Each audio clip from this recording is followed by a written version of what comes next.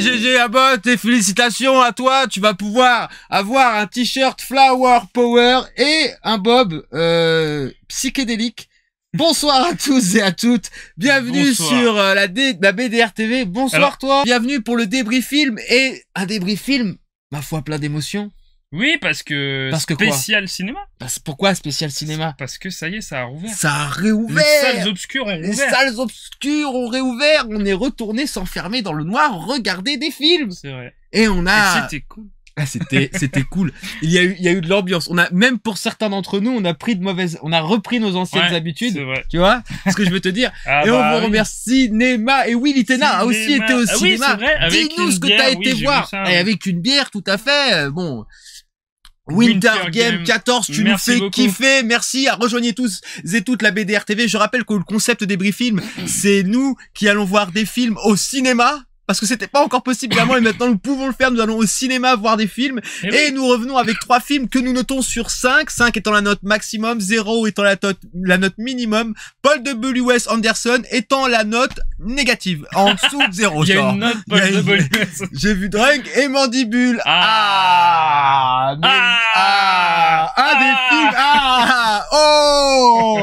Un des films que nous allons débrief filmer. Drunk, j'ai proposé à Raven de le voir, mais il s'avère que... Je l'ai acheté en DVD parce que le DVD est sorti. Et d'ailleurs, c'est fou que le DVD soit dispo alors que le film est retourné, mais bon. Graine de Yeti, génial comme pseudo, Graine de Yeti, voilà, bah merci, salut à toi. Merci, salut à toi. Bienvenue et kiffe sur la BDR TV, l'émission pop culture qui réveille ta réalité. Réveille ta réalité. Bonsoir à tous et à tous, installez-vous bien, nous allons commencer tout de suite ce débrief film avec le premier film que nous avons vu, qui est un film français, Coucou Mensch Agency, et c'est le Dernier Voyage. Raven, est-ce que tu peux nous parler du Dernier Voyage? Tout à fait, mon ami. Sûr. Alors, attends, je prends quand même le casting. Dans mon t-shirt. Le casting, il est là. Le casting, ici. Et puis la petite affiche, là. Voilà. Drunk, c'était une sélection Cannes 2020, c'est pour ça qu'elle a été le voir. Ouais, j'avais vu qu'il avait eu la petite palme, comme quoi il était sélectionné. Ouais, le film, alors c'est un réalisateur plutôt cool, peut-être qu'on le fera. Et le film est sorti en DVD, Moi, écoute, je suis chaud. Entre les confinements, comme ça. Voilà, entre 2 confinements, avant le 3e. Je plaisante. Détends-toi derrière ton ordinateur, j'ai vu que t'étais un peu stressé, hein. Donc, Le Dernier Voyage, sorti en 2021, réalisé et scénarisé par Romain Quiro, qui est aussi le scénariste, et il y a au scénario Antoine Jaunin et Laurent Tourné, c'est un français donc je vais dire Tourné, ouais. Voiture Tourné, mon pote. Tourné, c'est ça. Au casting, on retrouve Hugo Becker qui a joué dans les séries Osmosis et Baron Noir, Lia Oussadi Lesser, Paul Ami qui a joué dans Jessica Forever, qui est un film que je vous conseille, qui est assez sympa, Jean Reno qu'on ne présente Les visiteurs, plus, hein, les visiteurs, Porco Rosso qu'on a débrief filmé, il y a Philippe Catherine qui a joué dans un film qui s'appelle Yves. Je vous conseille fortement de regarder Yves et je vais peut-être lui montrer parce que c'est un film français super fun. Et oui. Et Bruno Lochet qui a joué dans Mandibule, Émilie Gavoican et Darius Garivier. Voilà. Donc, Le Dernier Voyage est un film de science-fiction qui se place dans une France post-apocalyptique où, en fait, le début du film vous raconte l'histoire d'une planète qui a une ressource qui est voulue par l'humanité, mais à force de piller cette ressource, cette planète se met à grossir et menace l'existence même de la Terre, et donc, du coup, c'est même, je dis post-apo, mais enfin, là, vous voyez, c'est Paris, mais après Anne Hidalgo qui n'a pas rangé quand les gens rentraient pas leur Vélib. Voilà. Tu sais qu'il y a le portrait caché d'un TikToker sur l'affiche. Sur l'affiche de... De quoi? Il parle de l'affiche de quoi? L'affiche du dernier... Peut-être. Du Dernier Voyage? Maybe. Et, enfin, en tout cas, pour vous raconter l'histoire, on suit, du coup, le parcours de quelqu'un qui est un parfait inconnu. Et qui doit, en fait, accomplir sa destinée, qui serait de pouvoir faire partie du voyage qui aiderait l'humanité à s'en sortir. Alors, je peux pas vous en dire trop, alors pour plusieurs raisons, mais l'une des raisons qui fait que je peux pas trop vous parler du film, c'est qu'il faut que je vous raconte une petite histoire. Je suis parti avec Raven et j'ai vu l'affiche, et d'ailleurs c'est même moi qui lui fais « Eh gros, tu me dis à chaque fois ouais les films français t'es pas trop dans le game, bah bouge pas mon pote ». J'ai vu un film français sur Twitter, ça m'a un peu chauffé, l'affiche elle est colorée, j'ai pas vu la bande-annonce. Lui, il me dit, purée, il me surprend. Ça y est, tu vois, dans notre couple, il arrive à se réinventer. Il m'emmène, on s'emmène, on regarde. On s'emmène. Et le film au début, je regarde, je suis un peu intrigué, mais à un moment donné, je suis pas intrigué. J'ai fait ce qu'on appelle un blackout. C'est-à-dire que j'ai regardé le film, j'ai penché la tête en arrière parce qu'il était à côté de moi, et à un moment donné, l'histoire n'agissait plus sur moi, donc l'inertie de mon crâne sur le siège moelleux du cinéma que je retrouvais m'a fait dormir pendant combien de temps? Alors, 20 minutes, 15-20 minutes. Voilà, j'ai fait une petite sieste, je me suis réveillé quand même un peu je me suis pas réveillé. C'est dans le milieu du film. Voilà, dans le milieu du film, j'ai fait un break.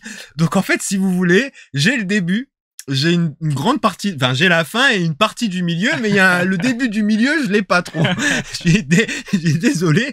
Du coup, en fait, il faut savoir que quand on est sorti, il était pas content. Il a ronflé. Il a ronflé.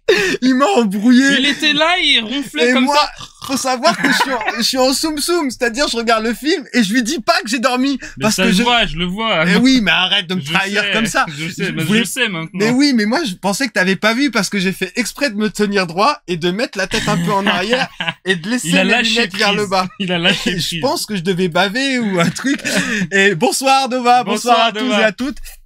Le reste, ça partait d'un prank et du coup il a mis le portrait. Ok, bah j'irai vérifier. C'est excellent, c'est excellent. J'irai vérifier. Et du coup on sort et je dis ouais, des trucs du film que j'ai pas eu. Mais je lui dis pas que j'ai dormi. Et quand il est vénère, vous le connaissez pas, mais il dit ouais je sais et il lève les yeux au ciel parce qu'il est outré de ce que je viens de faire. Et moi j'essaye, tu sais, la mauvaise foi, je dis bah ouais mais aussi le mec à un moment donné sur son film il est pas sérieux. Et là gros débat sur le parking. Voilà, c'est-à-dire que le parking du cinéma c'est souvent l'endroit où lui et moi on fait du free fight quand on n'est pas d'accord. Alors lui il y a des choses qu'il a aimé dans le film dont il va vous parler et moi il y a des choses que j'ai aimé, il y a des choses que j'ai moins aimé. Mais il faut savoir que là, je vais vous parler avec un film tronqué. Et du coup, je suis désolé, mais il faut savoir que dormir dans une salle de cinéma, ça m'arrive très souvent. Et lui, il a déjà vu des séances où je suis rentré, j'ai dormi, je me suis réveillé à la fin du film et je suis sorti. Star Wars 9 était d'ailleurs il y avait Bécane qui était là. Merci pour ton abonnement. Merci Prime Dova et bienvenue Lily. Et bienvenue Lily, purée. Wintergam, Yaya le BG, mais c'est vous les BG, c'est pas moi, c'est vous tous. Alors Raven, qu'est-ce que t'as pensé de ce film? Moi, j'ai bien aimé. Vu que t'étais réveillé pour j'ai bien aimé. Donc, faut savoir que j'y suis allé, very good. J'y suis allé parce que, voilà, c'est un film français de science-fiction et quelque chose qui change du cinéma qu'on a l'habitude de voir en France. Et je me suis dit, bah allez, allons-y, donnons-lui une chance parce que il faut donner une chance au cinéma français qui essaye des choses. Parce que sinon, on va se coltiner avec un, qu'est-ce qu'on a demandé au bon Dieu, 17, avec le fils et le petit-fils de Clavier. Et avec des blagues douteuses voilà. Sur les... Voilà. du racisme extraterrestre et tout ça, enfin bref. Donc, j'y suis allé et c'était plutôt cool, à vrai. Les effets spéciaux, il y a rien à dire dessus, c'est d'une très bonne qualité. Il y a une grosse influence quand même de films américains. Et de films SF style Blade Runner et tout ça, même un peu Alien. Et après, le film n'est pas parfait. Par contre, il est un petit peu long. Et il faut savoir que déjà que le film, il est tiré d'un court-métrage du réalisateur, en fait. Donc, en gros, il a pris son court-métrage et il l'a étendu. Et ça se ressent un peu dans le film. Il y a des moments où tu dis oh, ok bon ça c'était pas obligatoire. Et il y a des trucs qui sont longs, surtout la poursuite la poursuite des deux frères. Au bout d'un moment tu dis oui ok donc je vois où tu veux en venir, mais bon. Il y a une histoire, voilà, il y a une histoire de fratrie, il y a une histoire de famille. Il y a Jean Reno qui est dedans. Bon Jean Reno toujours pareil, il casse la caméra. Vous cassez des réalités, il casse la caméra. Il est là pour vendre le film, mais c'est pas le personnage principal. Voilà, c'est pas le personnage principal. Mais on a des trucs plutôt sympathiques à l'écran. Visuellement, c'est beau. La petite actrice dont j'ai oublié le nom, j'aime beaucoup. Elle joue bien. Ah pardon, je vais te remettre. Ouais, remets-moi. J'ai oublié. Emma, elle s'appelle Emma. Lia. Voilà, elle s'appelle Elma dans le film. Et c'est Lia Wassadit Lesser qui joue. Je pense que si tu t'obstines à travailler, les acteurs sont plutôt bons. Les acteurs sont plutôt bons. Moi, très honnêtement, alors déjà la SF. Ma vie, c'est de la SF. Vraiment, ma vie, c'est de la SF. La SF, c'est pas que j'ai du mal avec, c'est un genre intéressant. Mais à un moment... Alors, visuellement, encore une fois, lourd. Il y a des influences. Alors, on va pas vous dire quelles influences pour pas vous spoiler le film. Oui. Il y a des influences. On va pas trop vous raconter l'histoire non plus parce que finalement, l'histoire, le scénario reste quand même quelque chose qu'on a déjà vu dans le SF. Si vous êtes fan de SF et que vous avez vu pas mal de choses, des séries, des films, vous allez retrouver des thématiques et même des morceaux de scénario que vous avez déjà vus. Que vous connaissez déjà. C'est-à-dire qu'il ne réinvente rien, mais on lui en veut pas. C'est pas grave parce que la sur-originalité n'est pas forcément gage de qualité. Et vous remarquerez cette rime qui a été posée par un mec qui sait s'habiller. Eh oui, avec des iris sur le papier. Salut les gars, comment allez-vous Yacine? Ça fait plaisir de te voir, mais ça fait aussi plaisir de te lire. Parce que je ne te vois pas. MDR. C'est vrai. Et donc, en tous les cas, ça fait plaisir à vous tous et à vous toutes d'être là. Installez-vous confortablement parce qu'après, il y a du très lourd qui arrive. Dova, c'est pas ça, c'est la commande, mais il faudra que t'attendes l'émission. Va falloir bosser, quoi. L'émission dimanche, d'ailleurs, qui arrive, hein. Grosse émission nostalgique dimanche, on reviendra à la fin. Mais alors, souvent casse-gueule, les courts-métrages qu'on allonge, oui. Oui, malheureusement. Alors, pas tout le temps, mais là... Pour le film de Lajli, non. Voilà, c'est ça. Bah, il y a des exceptions, bien sûr. Il y a des exceptions. Mais alors là, moi, visuellement, il y a des trucs que j'ai trouvé beaux dans le film. Si j'ai dormi, alors, faut savoir que je ne fais pas tout le temps des siestes. Je paye pas 15 balles pour faire des siestes. On se calme, genre. Sinon, je fais vendeur de siestes. Donc, vendeur de siestes. Bah, si je te vends 15 balles pour que tu dormes 20 minutes, frérot, j'arrête la BDR, je vends des siestes à tout le monde, hein. Oui. Donc, j'ai pas payé 15 balles pour faire une sieste. Mais au début, le film, je suis dedans. La scène d'ouverture est géniale. C'est Paris retourné, c'est déglinguiné. Je suis à fond dedans, je me dis, oh, je vois des robots et tout, je me dis, mais c'est génial. Et il y a pas qu'un moment de flottement, c'est-à-dire, je pense que le réal a voulu vraiment installer et son acteur principal et l'histoire qui le lie à un autre acteur qui est son frère, qui est qui est donc Elliot, joué par Paul Ami. Il a voulu que toute l'histoire tourne autour de ces deux personnages-là et qu'en fait, ce lien qu'ils ont, habite tout le film. Et le film se passe essentiellement dans le désert. Alors, je dis pas qu'il a pas réussi, mais au niveau du rythme, moi, il m'a clairement perdu. Je suis désolé, frérot, j'ai dormi, quoi. Il a voulu faire la sauce Blade Runner, Dune, tout ça. Et comme dit Litena, c'est un format court, c'est spécial, c'est fait pour être court. Et je pense que le problème, c'est son premier film, hein. Clairement, il a fait plein de courts-métrages, il est passé à celui-là, parce qu'à mon avis, le court-métrage dont c'est tiré, il devait être quali, tu vois, et on a dû lui dire, écoute, tu veux pas le faire en film.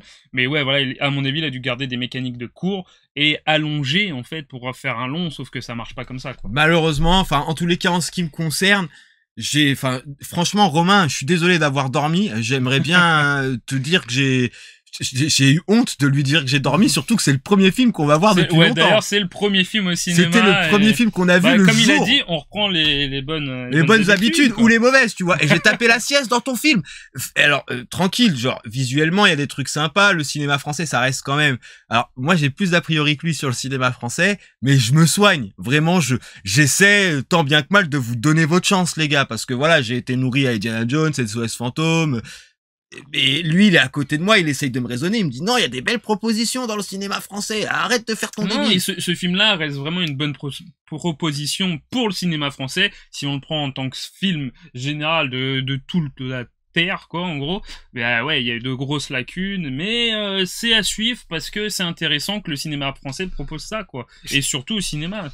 Voilà, mais bon, visuellement bien foutu, Jean Reno impeccable, la petite actrice qui est campée par Lia Wassadit très bien, les acteurs sont pas trop mal non plus, dans le sens où ils jouent plutôt bien les rôles. Après, moi j'ai beaucoup de mal avec ce jeu d'acteurs très théâtralisé, alors que pourtant je viens entre guillemets du théâtre, donc j'ai été sensibilisé à des choses quand j'étais à l'université sur le domaine théâtral, mais il y a des choses qui marchent pas, mais avec moi. Alors ça sera peut-être pas le cas pour vous, donc laissez une chance à ce film, hein. Allez checker, allez dire bonjour à Romain Quiro et à son taf. Si vous êtes, si vous êtes un peu interloqué, un peu intrigué, est-ce que t'as des choses à rajouter, frérot? Non, pas plus, à vrai dire, non. Moi, j'ai aimé beaucoup de choses dans le film, et parce que moi, je suis parti, en gros, en positif, en mode, c'est le cinéma français, il faut supporter ça quand on nous offre quelque chose qu'on ne voit pas habituellement au cinéma français. Donc, c'est pour ça que j'ai une approche positive sur le film. Après, je suis conscient que le film n'est pas parfait, qu'il y a beaucoup de défauts dedans, qui fait que le film est... ça fait un peu long quand même. Et du coup, tu lui mettrais un note 2? Moi, je lui mettrais quand même un gros 3. Tu sais, un 3 d'encouragement, tu vois. Genre, peut mieux faire, continuer comme ça. Et ben moi, prometteur. Je vais lui mettre un 2. C'est ça. Dans l'appréciation, c'est pas de ta faute, mais un peu quand même, parce que j'ai dormi. Moi, je vais lui mettre un 2 pour le côté visuel et pour l'audace, et réellement pour le pari, mais je peux pas mettre au-dessus de la moyenne un film qui m'a rien procuré, mais au niveau émotionnel, j'ai pas... Alors, est-ce que je lui ai pas donné sa chance? Est-ce que c'est moi le crétin? À vous de le dire et de le décider. Moi, je pense que du fait que c'était un film français, il partait avec un malus. C'est faux, complètement faux, et on va le voir avec le deuxième film. Ah bon? Ah ouais. On va le voir tout de suite à la transition. On va le voir avec Transition. le deuxième film. Et le deuxième film que nous avons vu, on vous invite à... Ah mince, t'arrives pas à mettre l'affiche. Ça arrive, ça arrive. Voilà, le deuxième film que nous avons vu est Mandibule. Et il faut savoir que Mandibule, je voulais pas le voir. Il voulait pas voir, parce que je voulais pas le voir. comme vous le savez, on a déjà fait un film de Quentin Dupieux, Réalité. Réalité. Taureau réalité. Taureau. Taureau. Taureau. Les pros de la transition. C'est un travail de tous les instants, Dova. On fait ce qu'on peut avec ce qu'on a. Donc, Mandibule, parle-nous de Mandibule. Je vais vous parler de Mandibule, les amis. Mandibule. Cécile. Alors, Mandibule, c'est un film sorti en 2021, réalisé et scénarisé par Quentin Dupieux. Donc, Quentin Dupieux qui est un réalisateur, mais aussi un musicien avec le pseudonyme de Mister Oiseau. Vous êtes des animaux. Vous le connaissez peut-être parce que aussi sa mascotte pour Mister Oiseau, c'est une petite peluche jaune qu'on voit souvent dans ces films d'ailleurs. Tout à fait, oui. Alors, c'est avec David Marsay et Grégoire Ludige, qui sont les deux du Palmachot et qui ont sorti leur film d'ailleurs avec leur réalisateur de leur sketch qui s'appelle La folle aventure de Max et Léon, qui est plutôt sympa. Adèle Exarchopoulos, qui a joué dans La vie d'Adèle et dans de nombreux films aussi. Il y a India Air, il y a Coralie Russi qui a joué dans Le Dain, qui est un film de Quentin Dupieux. Il y a Romy Elvis, le rappeur, Bruno Hochet qui a joué dans Le Dernier Voyage et Thomas Blanchard. Et voilà. Alors, franchement, clairement, Mandibule, je vais vous expliquer très succinctement de quoi ça parle. On a sélectionné des passages de la bande-annonce pour pas que vous soyez spoilés. Ouais. Parce que ce truc-là, vraiment. Alors, faut savoir que moi, à la base, il me téléphone. Parce que je te raconte l'histoire, frérot, installe-toi. Il me téléphone. Bien. Il me dit, ouais, ça te dirait d'aller voir Mandibule de Quentin Dupieux. Et moi, au téléphone, je dis... Je l'ai motivé parce qu'on avait des amis à nous qui y allaient. Hein. Sinon, si on était tous les deux, il m'aurait dit non. Si j'étais seul avec lui, j'aurais dit, me saoule pas. Et là, on est des potes, il y a des potes à nous qui y vont. Il me dit, ouais, on va le voir ensemble et tout. Et je me chauffe, je dis... Ouais, vas-y, genre. Et c'est-à-dire que je n'ai pas vu l'affiche, je n'ai pas vu la bande-annonce, je ne sais pas de quoi ça parle, et le réalité qu'on a filmé, c'est pas qu'il m'avait laissé sur ma femme, mais rappelez-vous, j'avais noté la technique, et j'avais pas noté le film sur le fond, enfin, sur la forme, parce qu'il y a des choses que je n'arrivais pas à saisir. Donc, j'y vais à poil. Au sens métaphorique du terme, je vous vois venir, hein, j'y vais à poil, avec lui, et je m'assois. Et c'est pas que j'ai limite une réaction, tu sais, pas de rejet, mais je me dis de toute façon, je vais m'asseoir. Je vais dormir. L'un des arguments qui m'a fait bouger pour aller voir le film, c'est qu'il durait 1h17. Je me suis dit, même si je dois endurer ça, ça durera 1h10. Les films de Quentin Dupieux font pas plus d'1h30, je crois. À part Réalité qui fait, voilà, 1h30. Ouais, il fait 1h35, je crois. Voilà, c'est mais du coup, j'y vais, mais je m'assois, mais à aucun moment je me suis interrogé sur pourquoi le film s'appelle comme ça.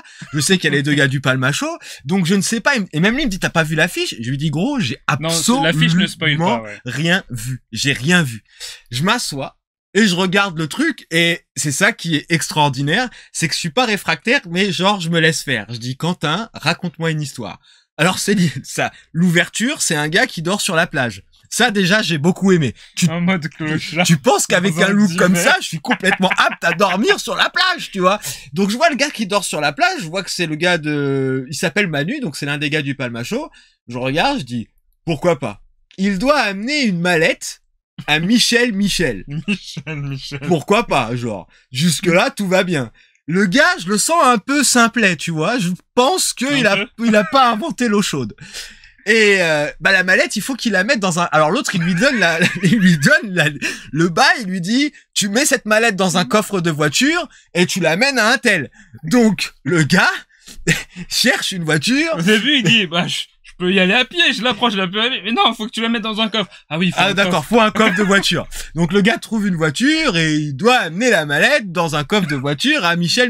Alors là, je vais arrêter de raconter l'histoire parce qu'il va aller voir son pote.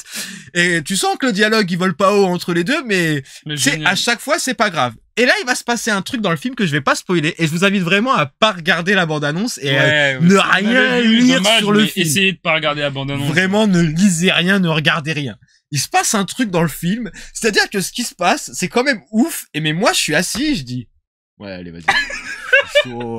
Vas-y frérot, donne, vas-y. Tu sais, genre j'accepte. Et c'est toute la force de Quentin Dupieux. C'est qu'à partir du moment où je vais accepter ça, tacitement, je vais accepter tout le reste. Et quand je vous dis tout le reste, il y a ma révélation du film, c'est Adèle Exarchopoulos. Alors, Adèle, c'est-à-dire Adèle, si tu nous regardes, genre, t'es une meuf. Wesh, t'es une dingue! Elle est géniale. Elle meilleure actrice. Elle est extraordinaire. C'est-à-dire, je suis à côté d'eux, mais moi, je suis perturbé par tout ce que je vois. C'est-à-dire qu'à un moment donné... Oui, parce que moi et nos potes, on connaît le cinéma de Quentin Dupieux, on est habitué, on sait ce qu'on va voir. Et lui, il est un peu en mode baptême du feu, quoi. À poil, genre baptême du feu. On est sur un autre niveau que réalité. C'est-à-dire, je vois le truc, mais vu que j'ai accepté le moment crucial du film dans le début, j'accepte tout ce qu'il y a après. Mais ça n'a aucun putain de sens. Genre, il y a aucun moment où c'est logique. C'est-à-dire que moi, je sors de la salle, je dis, ah ouais, le mec, il m'a fait ingérer tout ça, mais tu sais, normal. Facilement, dans ma tête, tout était logique. J'étais à côté de ces deux gars, j'ai dit, ouais, comme eux, de ouf, taureau de ouf, taureau de ouf. Et là, je vois Adèle Exarchopoulos, donc je la connais pas, je sais pas qu'elle a joué dans la vie d'Adèle, je connais pas cette actrice, je la vois à un moment donné, elle est un peu en retrait quand on l'insère dans le film, et à un moment donné, elle rentre dans le film. Et quand elle rentre dans le film, bah dites-vous, j'ai même pas rigolé sur le moment, j'ai rigolé en sortant de la salle. T'as rigolé sur le moment. T'as rigolé quelques secondes ouais, mais après. je sais pas si c'était de la gêne, si le chien c'est logique. Non mais le pire, c'est que moi, l'excuse elle me vient dans la tête automatiquement à leur place, à eux, aux gars. Je dis, oh, c'est le moment de lui mettre une douille. Mais eux, ils sont là et... Ouais, t'sais, des guignols. Je me suis revu à l'époque où je fumais de l'herbe de Provence dans mes jeunes années à m'ambiancer devant un bout de bois. Non mais exceptionnel. Adèle. Non mais là où il y a sa force, c'est que on va même pas classer ce film. On va même pas te dire c'est un ovni, c'est pas un ovni, c'est du Quentin Dupieux. C'est du Quentin Dupieux, c'est un film, frérot, ou ma sœur. Regarde-le. Adèle, c'est une dingue. Parce que Adèle, elle campe un personnage qui n'est pas absolument pas facile à camper. Et à aucun moment, comment dire? C'est pas ridicule. C'est crédible. Mais c'est pas bien mais jouer ça. Mais moi, je sais pas comment ils ont fait avec la caméra. Moi, elle joue ça. Déjà, t'as vu? La caméra. On a tourné ce week-end, il y a des trucs, je lui ai dit, c'est dur. Mais ça c'est impossible de donner la réplique. Je ne peux pas donner la réplique. Moi, je n'y arriverai pas. Mais ils ne savent même pas ce que c'est que de fumer de l'air. Mais oui. Alors oui, il faut savoir que les gars, ils savent pas ce que ils sont. Il y a une phase comme ça où il dit, bah, je sais pas ce que c'est, mes parents, ils m'ont pas appris. Oui, ils sont à côté de la plaque. C'est génial. Tout le temps. Et alors, le pire, c'est que Adèle campe un personnage assez particulier. Je vous laisse le découvrir. La seule qui est connectée à la réalité, c'est elle. Genre, c'est le décalage qu'il y a entre elle et tout le monde et l'alchimie. Ouais. Qu'est-ce que t'en penses? Moi, je parle depuis tout à l'heure. Parce que moi, j'adore. Moi, je suis chaud, ce film. Je suis un grand fan de Quentin Dupieux. J'ai adoré ses anciens films. Et là, pareil. Donc, comme Quentin Dupieux le dit, quand même, ce film-là est un peu plus accessible aux gens qui ne connaissent pas le cinéma de Quentin Dupieux ou qui sont un peu à l'écart de ce style-là, en fait. Et oui et non. Il y a quand même la patte de Quentin Dupieux, mais c'est vrai que le film reste quand même accessible. Bonsoir la pieuvre. Bonsoir la pieuvre. Aux personnes qui n'ont jamais vu. Ça peut être une bonne porte d'entrée au cinéma de Quentin Dupieux. Et ouais, non, et tout fonctionne. Les deux, là, David Marsay et Greg Ludig du Palmacho, faut savoir que Quentin Dupieux a écrit le cinéma autour de leur personnage. Alors, c'était un personnage qu'il avait vu dans un de leurs sketchs. Donc, il a dit, je veux ça. Il a écrit le film autour de ça, en fait. Et bah, ça marche trop bien, quoi. Ah non, genre, tout fonctionne. Mais tout fonctionne.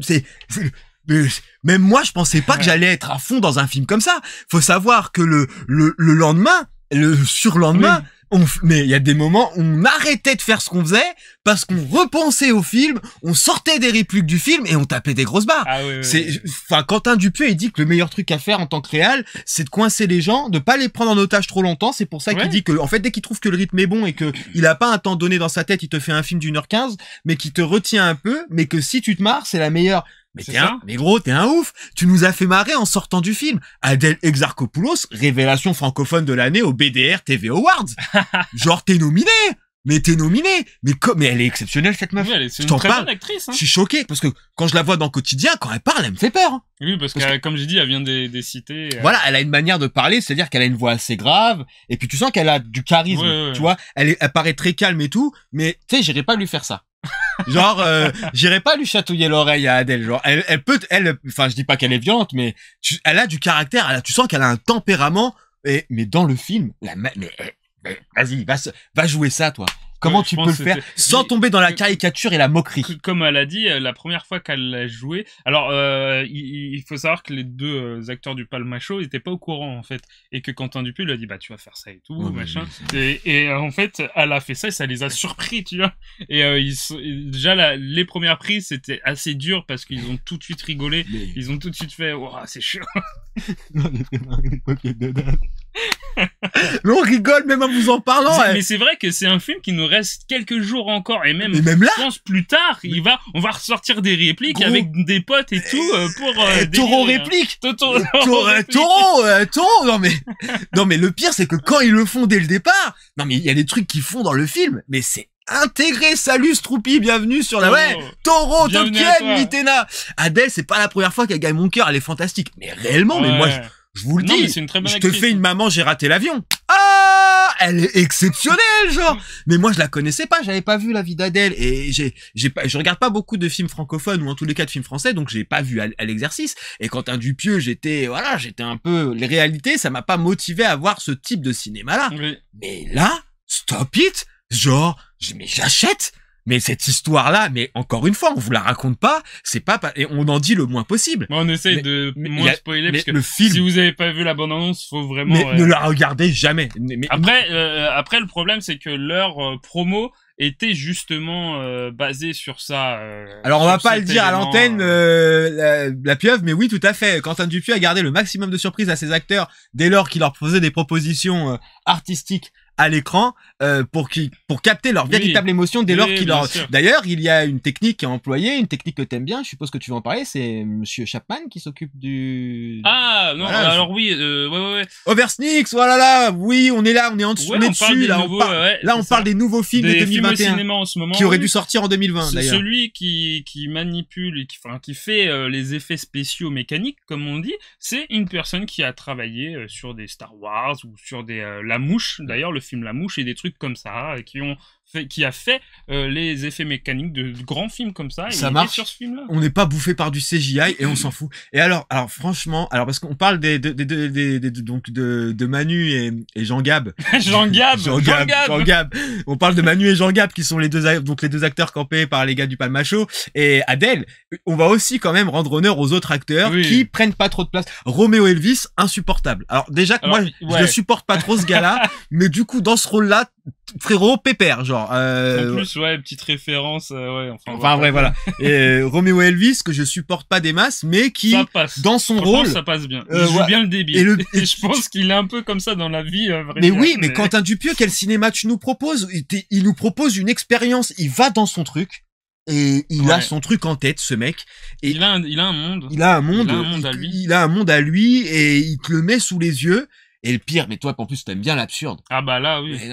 Encore là, ça va. Il y en a, mais pas trop, comparé à ces autres films, bien sûr, mais c'est vrai que c'est... Tête à coup de coude dans la gorge, Litena. Faut savoir.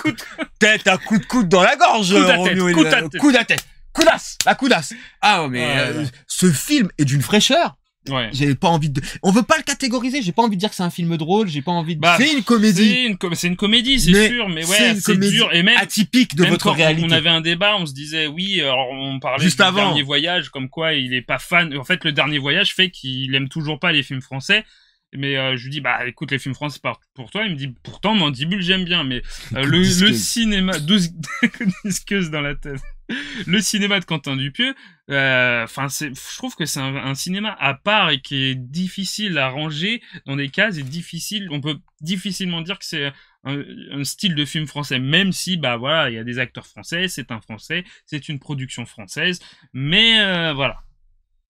Compliqué. Je repensais à Agnès, le personnage complet je la vois, je vois Agnès. C'est dingue. Ah oui, mais cette actrice, écoute, Adèle, si un jour tu tombes sur cette rediff, Adèle, bravo, de ouf. Genre, je te connaissais pas. Ouf. C'était le meilleur moyen que j'avais de te connaître. Tu m'as choqué.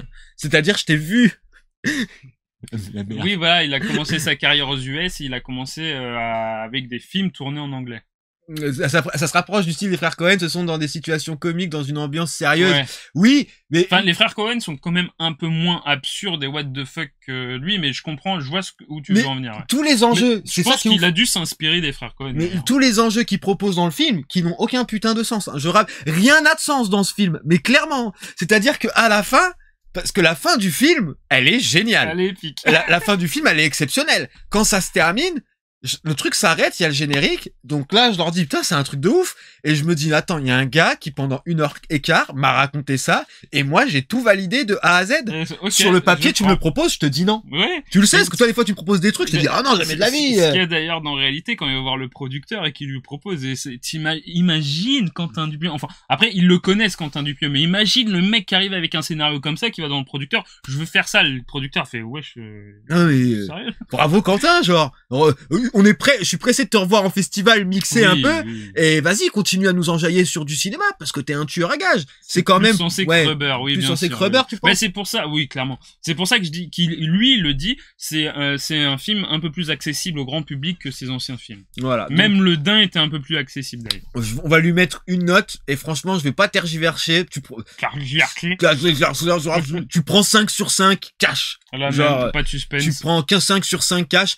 Allez voir ce film pour plusieurs raisons. Parce que c'est une expérience à vivre au cinéma. Vous avez pas l'excuse, ouais, mais moi 2 heures dans une salle, c'est 1h15. Donnez sa chance aux acteurs qui se produisent devant vous. Faites confiance à la plume de Quentin Dupieux. Ne regardez rien avant. Ouais. Laissez-vous porter par l'histoire qu'il va vous raconter. Et vous allez kiffer. Ou pas, peut-être. Mais très honnêtement, franchement, voilà, ça dure pas longtemps. C'est un film français. C'est un truc comique. Vous avez pas dire genre oh putain j'ai perdu 2 heures, non. Ne cherchez, il est accessible à, c'est ça qu'il est accessible. C'est ça. Il est en même temps profond sur des aspects, tu vois. Je pense que si tu cherches, il y a des choses sur lesquelles tu peux t'interroger. Mais si tu veux le prendre comme moi, genre facile, vas-y gros, c'est aussi pour toi. Et c'est en ça qu'on voilà. Et Rubber est une pépite méconnue. Tiens, Rubber est quand même assez connu parce que Rubber a quand même bien marché en festival et du bouche à oreille. Et puis je pense que c'est à chaque fois qu'on dit c'est le pitch du film, c'est un pneu tueur. À chaque fois qu'on dit un pneu tueur,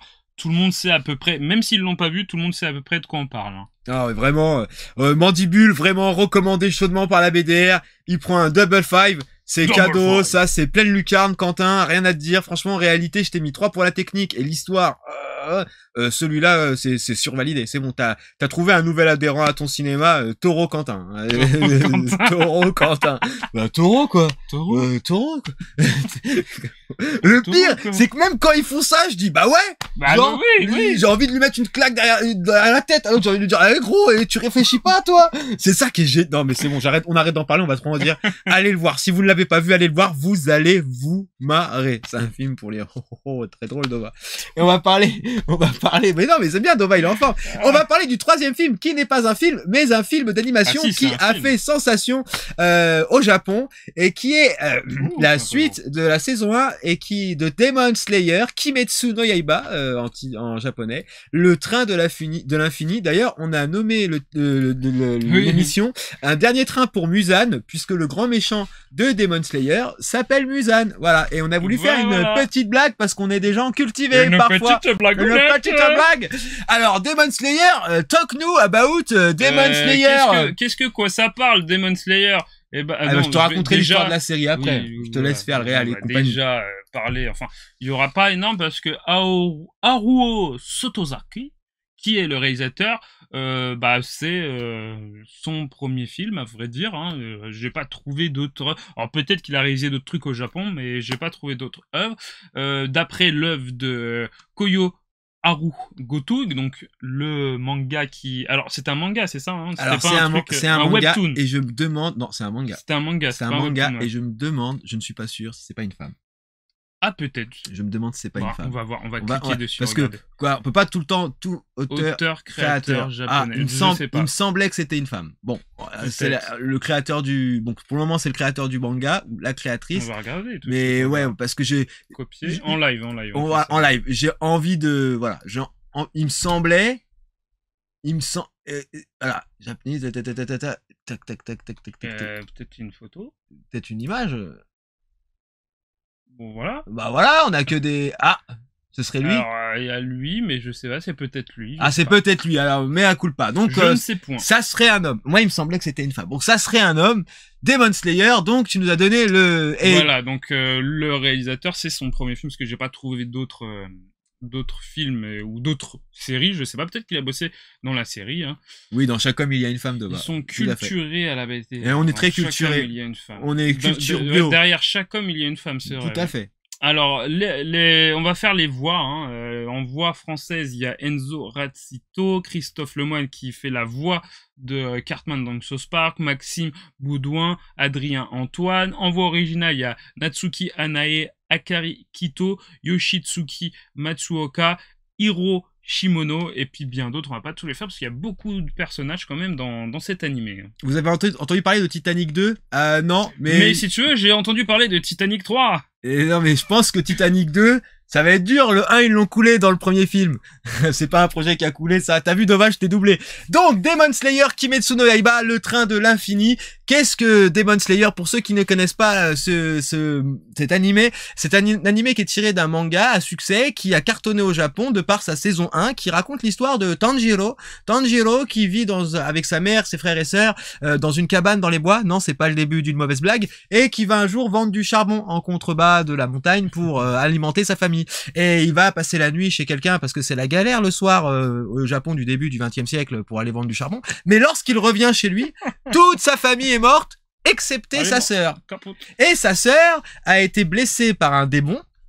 Et sa sœur devient donc un démon. Alors, les démons, faut leur couper la tête. Sauf que Tanjiro, il veut pas couper la tête à sa sœur. De là va s'en suivre une quête où Tanjiro va garder sa sœur avec lui, qui ne le dévorera pas, puisque le propre des démons dans cet univers, c'est qu'ils mangent les êtres humains pour acquérir de la force. Donc sa sœur se refusera à dévorer des êtres humains, et du coup, il essaiera de trouver une solution tout du long pour rendre une forme humaine à sa sœur et la libérer de cette malédiction.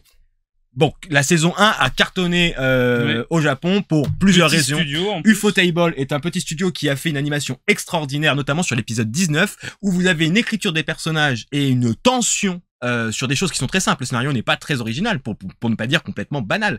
Et ils vous ont proposé des épisodes qui sont vraiment riches au niveau de ce que nous racontent les personnages et de la manière dont ils le vivent.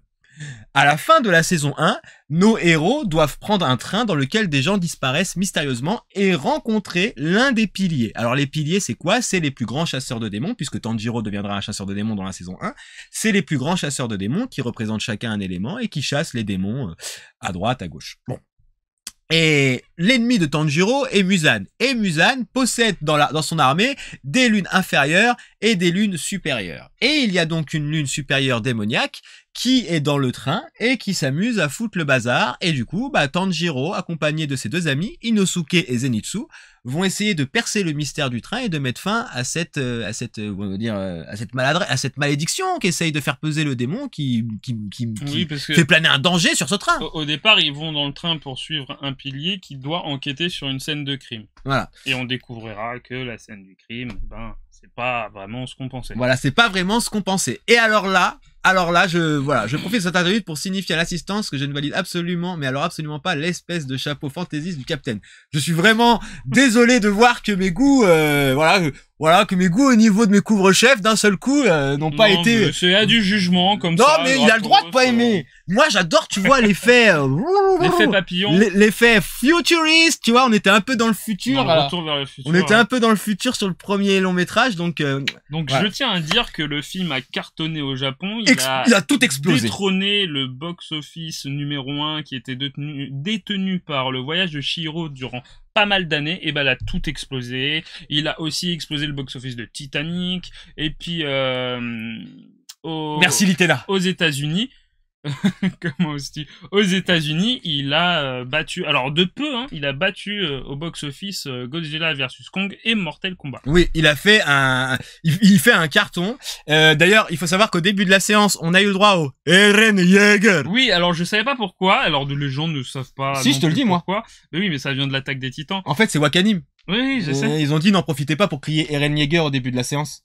Du coup, bah, les gens ont crié. Et toutes les. Alors nous, c'était gentil parce qu'ils l'ont crié que pendant les pubs et pendant le moment où on voit comment ceux qui produisent le film et tout ça. Mais apparemment, dans d'autres séances, il y en a d'autres qui le criaient durant tout le film. Ah, c'est horrible. Alors parce qu'on a eu de la chance de tomber sur une séance, on l'a vu en version originale sous-titrée français et ils ont été très respectueux. Ouais, on l'a vu en IMAX. À vrai dire, la plupart des films d'animation japonaise qu'on va voir au cinéma, la plupart du temps, on a un bon public parce que c'est un public de fans et de passionnés et ça se ressent. Et ça se ressent. On l'a vu en IMAX, donc la qualité sonore et c'était vraiment fou. Première IMAX du retour après confinement. Bah oui, première IMAX et mon Dieu, quelle claque. Et mon Dieu, sonore et visuel. D'ailleurs, c'est triste parce que à cause ou grâce à ce film d'animation et à cet animé que j'ai suivi, parce que j'ai vu la saison 1, lui il l'a pas vu, il a regardé. J'ai vu un résumé. Il a vu un résumé.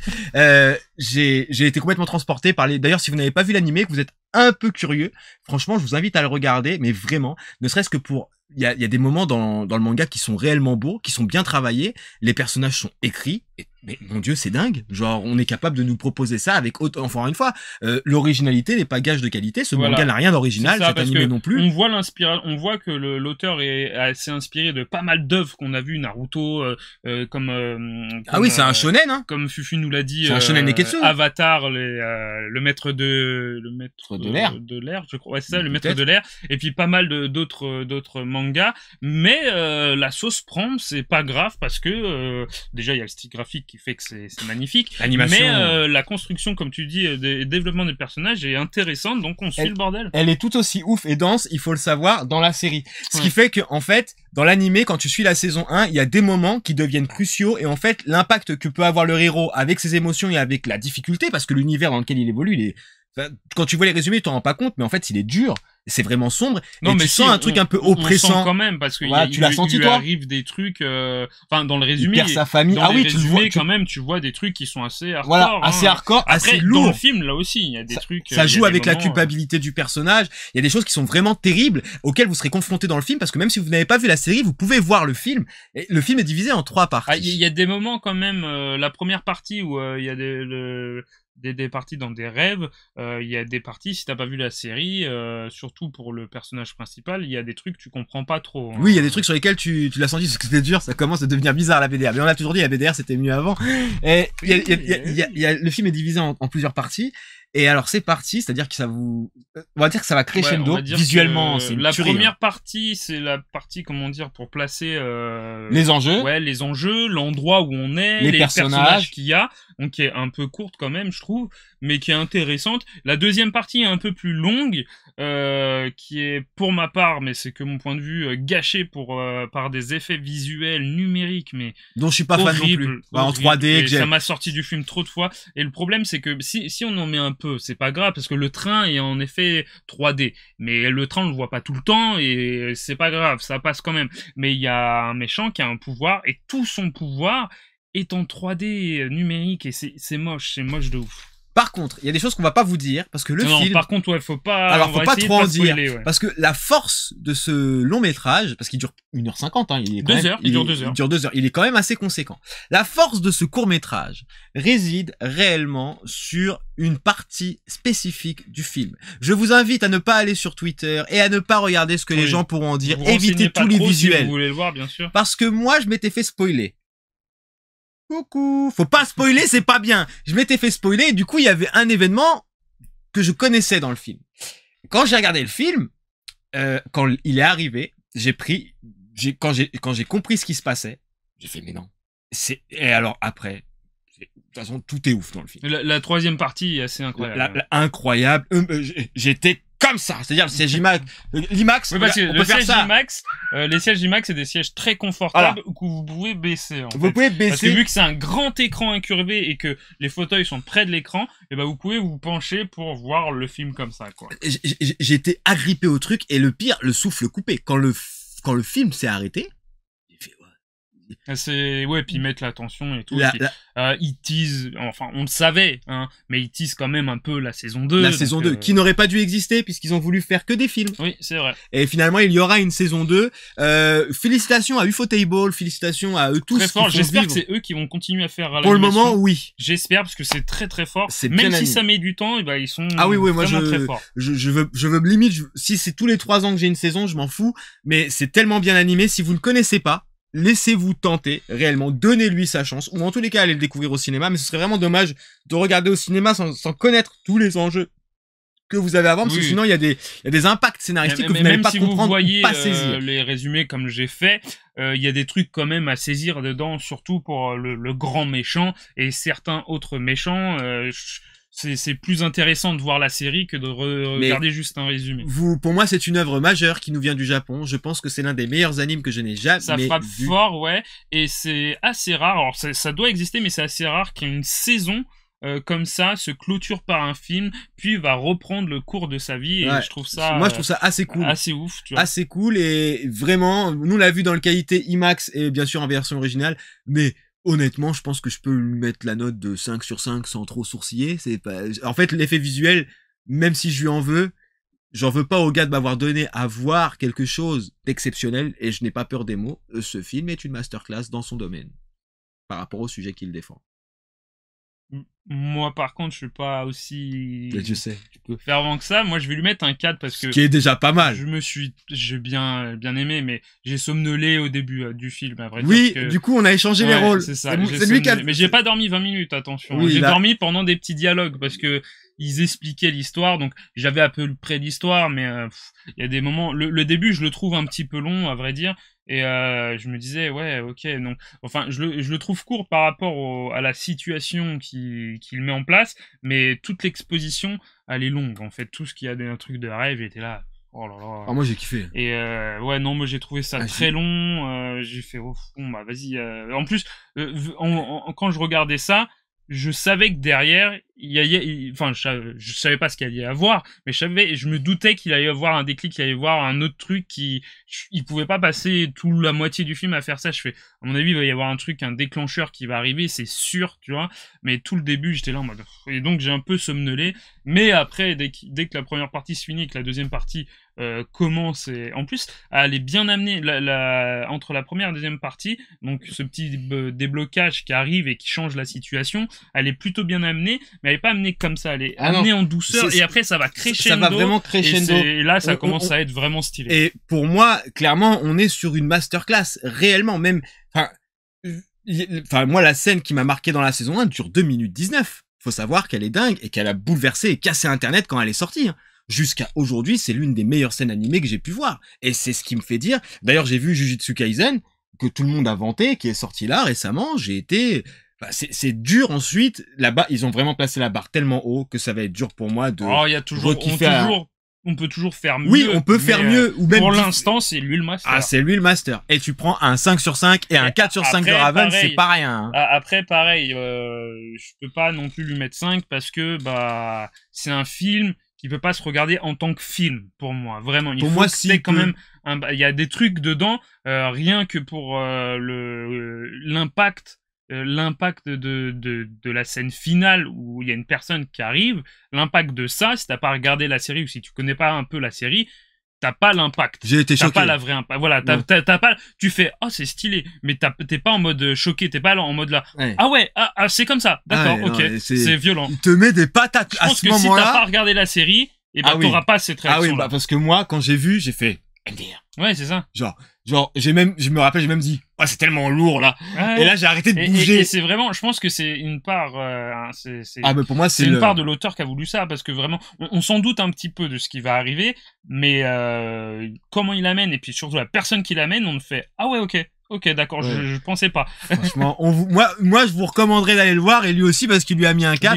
Oui, clairement. Voilà, laissez-vous tenter. Faut quand même regarder la saison 1 avant. Ça dure pas très longtemps. Vous ne perdrez rien. Il y a 26 épisodes, et franchement, ça se regarde facile. Vous ne perdrez rien, et je vous garantis, un arc, promenons-nous dans les bois dans la saison 1, qui vaut son pesant de cacahuètes. Et j'allais donc faire une rétrospective de tous les films que nous avons vus. En film numéro 1, Le Dernier Voyage qui est un film de SF français réalisé par Romain Quiro avec des acteurs sympathiques, sérieux et travailleurs, mais malheureusement j'ai fait une petite sieste, ce qui m'a pas permis de rentrer dans le rythme du film et que je lui ai attribué un 2 sur 5. Mais Raven, qui même s'il trouve des lacunes au film, a envie d'encourager le cinéma français, le travail de Romain Quiro, il lui met un bon gros 3. Vous avez les encouragements du conseil de classe, poursuivez vos efforts. Film numéro 2, Mandibule qui est un film à part fait par Quentin Dupieux qui n'avait pas réussi à complètement me convaincre sur la forme qu'il nous proposait lorsqu'on regardait les films, et pourtant avec ça, c'est un sans faute mon pote. Et oui, et on peut vous raconter n'importe quel type d'histoire dès lors que c'est bien fait. Ne regardez pas la bande-annonce.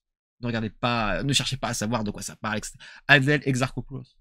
On t'aime de ouf, genre, n'arrête jamais le cinéma, t'es exceptionnel, genre, Quentin Dupieux, parfait, les gars du Calmacho, Jean-Gab et Manu, impeccable, vous étiez tous très bien, Taureau 5 sur 5 des deux côtés, c'est un film d'exception qu'on vous invite à aller regarder et vraiment soutenir le boulot de Quentin Dupieux. Merci pour ce petit vent frais dans le cinéma après avoir été séparés pendant 7 mois, ça c'est quelque chose qui fait plaisir. Et le film numéro 3, Demon Slayer, Kimetsu no Yaiba, le train de l'infini, qui reste dans la continuité de la série, c'est-à-dire un chef-d'œuvre, en tous les cas un animé extrêmement bien travaillé au niveau de l'animation, une histoire certes simple, mais qui saura vous prendre aux tripes, auquel moi je continuerai pour le moment je trouve un sans faute et à la série et à ce film qui prend un 5 sur 5. Les effets visuels ont sorti Raven du film de temps à autre, il y a des choses sur lesquelles qu'il a trouvé long parce que bien sûr, il y a des choses avec lesquelles il était moins réceptif que d'autres, et c'est son droit, mais il lui met quand même un 4 sur 5, ce qui n'est pas rien pour quelqu'un qui ne regarde plus d'animé. Voilà, donc on vous recommande que du bon à la BDR pour cette reprise de Débris Film où on peut voir des films. Mais est-ce que je vais vous quitter comme ça tout seul parce qu'il va falloir qu'on laisse partir Raven, il est pressé.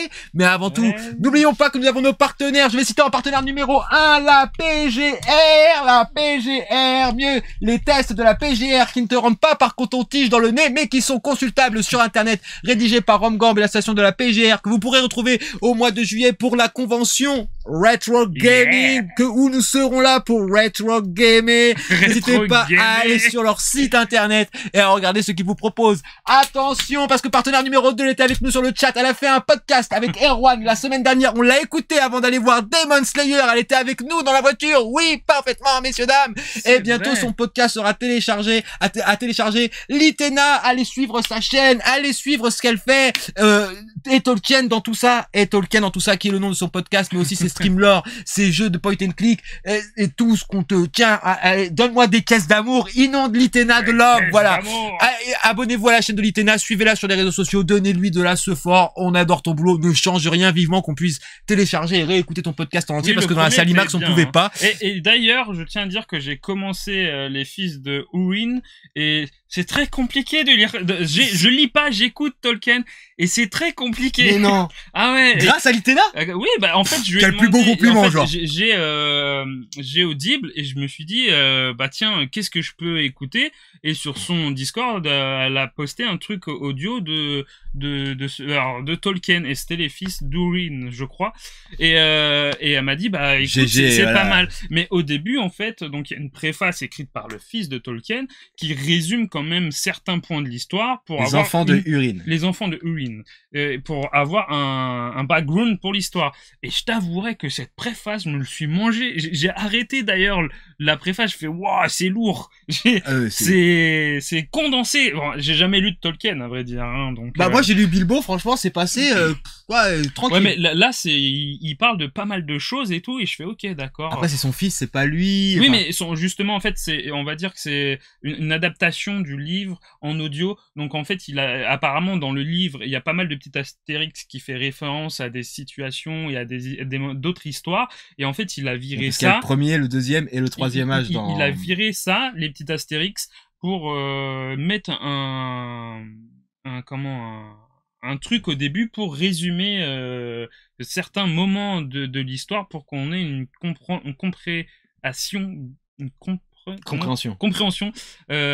meilleure compréhension des moments qui sont un peu nommés dans le livre. D'accord. Eh ben, il y a Deva qui nous dit les tests d'urine, une petite blague de Oui, Deva, c'est mais ça, c'est ce qu'il dit. c'est parce que le conte des enfants de Urine est l'un des épisodes du récit du Silmarillion. Ouais, ça c'est vraiment enfin, va falloir que je le dise. Parce que moi, elle en parle tellement que c'est enfin voilà. Bah, la bestiole, bonsoir, pardon la bestiole. On a failli on adore ton pseudo. Ne change pas la bestiole, n'hésite pas à follow Litena parce qu'elle est exceptionnelle. Donc, Litena, stream lore sur Tolkien, jeu point and click qui déchire. Voilà, Litena, allez-y. Franchement, ça nous fait kiffer. Elle nous fait kiffer. On kiffe tous ensemble. C'est extraordinaire. Si vous voulez comprendre un peu mieux l'univers de Tolkien et sa richesse, Litena qui est aussi traductrice et aussi suivez ses retweets sur Twitter, elle propose des trucs de ouf à chaque fois. Traducteur, il y a eu un live du Commis des Comics qui parlait du travail de traducteur. J'ai pas vu le live, mais j'ai vu qu'il en parlait. Et ouais, on peut le revoir sur mais voilà, et ne laissez pas les traducteurs dans l'ombre. Même moi, j'ai pris l'habitude de regarder par quoi étaient traduits les œuvres que je regardais, parce que pour pas oublier ces gens-là. Si vous pouvez lire des livres ou même d'autres œuvres en français qui viennent de d'autres pays, c'est grâce à eux, c'est grâce qui font un travail d'interprétation et qui te permettent de t'approprier l'œuvre. Et en fait, on leur doit beaucoup aux traducteurs parce qu'il y a beaucoup d'univers qu'on aime, qui sont des univers qui ne sont à la base pas français ou pas francophones, et c'est des traducteurs qui nous les ont apportés. Donc en fait, ils ont une importance capitale dans notre appréciation de la culture qu'on consomme aujourd'hui. Bah non, mais c'est la vérité. Donc on vous kiffe, Litena, de ouf. Tolkien, c'est le mec de Game of Thrones, et ça. Oh, non mais c'est exactement ça. C'est tout à fait ça. C'est le dragon. C'est le dragon. C'est le dragon dans Game of Thrones. Partenaire numéro 3, le podcast le plus cool de ta réalité, c'est toi la radio. C'est toi la radio que vous pouvez retrouver avec DJ Jaber, mais aussi alors moi je fais des bisous à Mara parce que ça fait longtemps qu'on l'a pas vu sur C'est toi la radio. On espère que ça va bien. Ouais. Mais Candy qui anime l'émission C'est toi le paranormal et qui est une découverte encore une fois que Litena nous a permis de trouver avec Ferinana. J'adore ce truc de paranormal. Je kiffe de ouf. Franchement, C'est toi la radio avec Mara, avec Jericho, avec une équipe très sympa qui ont fêté leur 1 an il y a pas si longtemps que ça, au mois d'avril. On leur souhaite en tous les cas le meilleur. Ils seront très certainement avec nous pour la BDR. En tous les cas, on vous remercie tous et toutes d'avoir regardé la BDR TV. On va vous envoyer raider chez quelqu'un qui est en train de streamer. Scott Buckley, Buckley qui fait la BO sans le savoir. Scott Buckley, voilà, qui fait merci beaucoup, de la musique. Litena. Il fait de la musique, comme on en a déjà parlé, il fait de la musique libre de droit, et on peut utiliser ces musiques pour la BDR TV, pour tout en fait, pour Twitch, et même sur son site, si vous y allez, il y a un lien en bas, il y a même référencé, parce que les problèmes de droit d'auteur sur Twitch et YouTube, il y a même référencé les musiques, ces musiques à lui, qui posent un peu problème pour les droits, ou qui met un peu de temps à être débloqué, il les met, et vous pouvez choisir, il y a énormément de musique. Et il fait des live Twitch où il compose de la musique, et c'est super stylé. Merci à tous. Voilà, je laisserai. Dites-lui de voilà. N'oubliez pas que il va falloir le motiver. Follower en tous les cas tous les gens que vous le conseille réellement parce que c'est des gens qu'on aime beaucoup. On s'en fout du placement de produits. Nous, on place que des gens pour qui on a du respect, énormément de respect et dont on apprécie le travail. Litena, t'as été avec nous. Tu nous dis que c'est top, mais c'est top aussi grâce à vous. Raven, merci beaucoup. Merci à toi. J'allais dire Raven. Bah, tu peux m'appeler Raven. Captain, merci beaucoup. On vous invite à prendre soin de vous. Allez au cinéma, allez sur les terrasses. Sauf si tu t'appelles Xavier Dupont de Ligonnès. Et n'oubliez pas que d'ici à ce que l'on voit dimanche, il est important de casser des réalités. On vous dit à bientôt sur la BDR TV.